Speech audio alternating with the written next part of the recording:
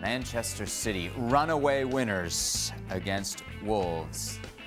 As they keep right on pace, just behind Arsenal in the title race. And how about the goal production for Erling Haaland? Up to 61 Premier League goals in his short time already at Manchester City. And that number took a big leap today.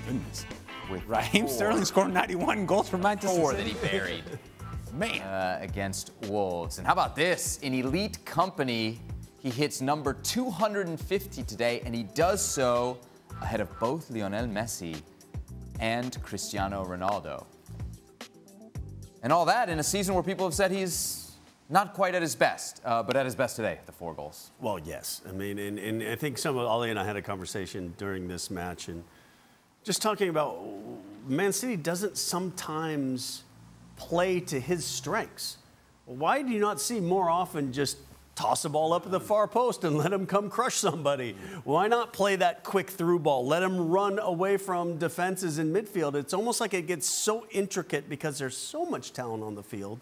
You don't want to highlight just one person, but here was an opportunity because of, for whatever reason, they said, okay, we're going to let Erling be Erling and just destroy this defense. Does anybody else in the Premier League or anywhere have a centre forward that scores goals like that header? I don't think they do. The dunk. I mean, they don't. So Man City's basically got everything. They can score a goal any which way you want. Do you agree with what Kasey's hinting at here, that they should play more through Haaland? Obviously, today they do, but it's different from what we've seen throughout the season. Look, I don't... Compared to his goals, I think playing through him depends how you mean playing through him. You know, if you can put balls in early and there's plenty of space, like we saw in one of his goals, then absolutely. But I'm with Kasey in the fact that they don't put enough balls in the box. Because as I said, there's not another team in the Premier League got a centre forward that scores a header like that. I mean, that's just... see how high that guy got there? How do you defend against that? I was telling Ollie that I played with Les Ferdinand at the end of his career.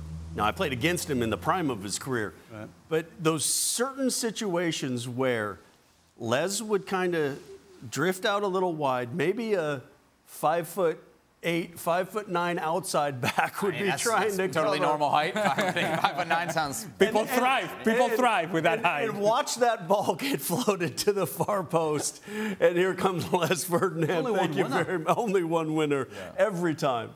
Yeah, to me, I think it's key to make the distinction of playing through Erling Haaland or actually putting him in behind. And I honestly don't think that you even have to complete these passes for him to be dangerous. Just the threat of him getting in behind is going to make it easier for the guys underneath. If you push teams back, then Kevin De Bruyne can get tricky, and Phil Foden can float around, and there's more space from Rodri and more space for the guys out wide because you're pushing the line back. I don't think that Manchester City does this enough in just playing a through ball, just the threat of finding a through ball. And if indeed it's a 50-50 challenge between Erling Haaland and whoever, most defenders in the Premier League, he's actually strong enough to use that physicality and say, get off me, I can go to goal. We don't see enough of that, but we know that he's capable, and I think he knows he's capable, and he'll give the run, and they don't give him the ball. And he'll give the run, and they don't give him the ball. So by the 3rd or 4th time, he's like, well, I'm not giving you the run anymore because I'm not getting the ball. Feed the beast, man. Put the ball in behind. He's going to reward you. On the point of putting the ball in the box, you know, we see Manchester City pushing teams back to the edge of the box. And they're going side to side and side to side and side. And people are standing off them because there's nowhere to go. There's no space to pass the ball. If they started just lifting balls into the box, then the opposition have to go and close the ball. So then what you do is, then you get a little bit of space to play a pass. So now you're opening up another avenue to score goals for your team. If you continually go side to side, nobody's going to come and close the ball. Which means that there's never going to be any space. And particularly a Wolves side that was playing a higher line. If you're going to play that suicide high line when you have that pace to go in behind, then slip it in behind, like Ollie said, and let them run. Manchester City, big winners. Arsenal, big winners as well. Let's take a look at the respective run-ins for these teams as they both chase that Premier League title. Of course, City have a game in hand. They're away at Fulham, away at Spurs, then close home against West Ham. For Arsenal, it's away at Man United next Sunday, and then home against Everton on May 19th. Jules, Looking at those schedules, who's more likely to slip up with what's left?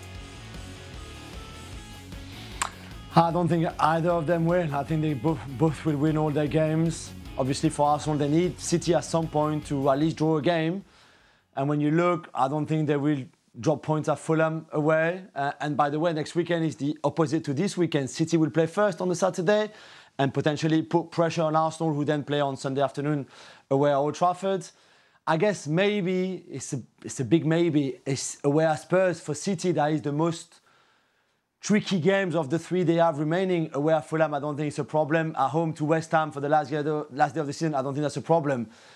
But Spurs are shambolic at the moment, and they will be shambolic in 10 days' time when they play City at home. And I really don't think that in the form they are now, to help their arch rivals to win the title as well, I just don't think it will happen. So City will win all their games, and Arsenal as well, and Arsenal will finish with 89 points, and will still not win the Premier League.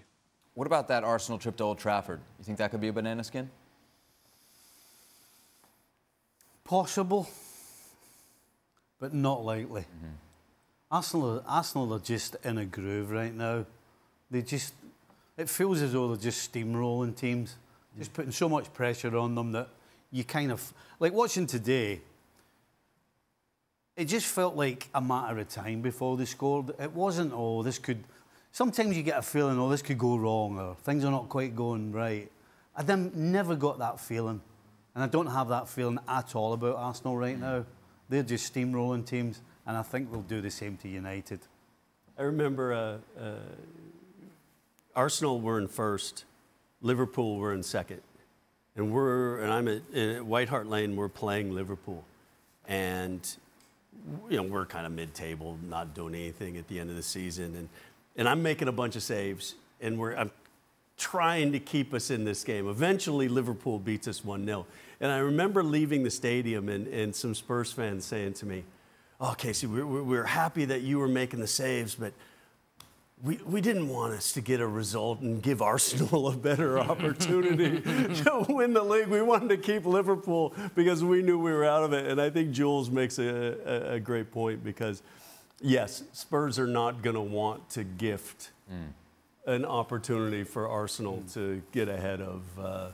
I know the players won't be thinking that, the fans. but the fans will definitely be thinking They'll take the loss. Yes, for sure. You think Spurs will be tricky for City or not? They may be, but it has to be the best version of Spurs, and we are far off from that, whatever that best version is. And much like Stevie has a strong feeling about Arsenal, and I agree that they're steamrolling people, it doesn't feel like Manchester City are backing into results here. They were dominant today. You have the confidence now of Erling Haaland scoring goals. It just feels like now they're building momentum, and it's going to take something really special if you look at it from the perspective of some of the other teams, or catastrophic from the perspective of Manchester City for them to drop points. And have we seen this before from Man City? Yeah. Finishing a season where they say, okay, we'll just win out and win this thing. But don't overlook the most entertaining team in the world, Manchester United, maybe. Hey, there it is. Most dynamic team ever in the history of mankind. Arsenal and Manchester City both winners on Saturday. As we take a look at the rest of Saturday's action, Brentford and Fulham playing to a scoreless draw. Newcastle 4-1 winners against Burnley, who look even more and more destined to the drop. Speaking of that, Sheffield United, we know they're gone, but a massive 3 points for Nottingham Forest.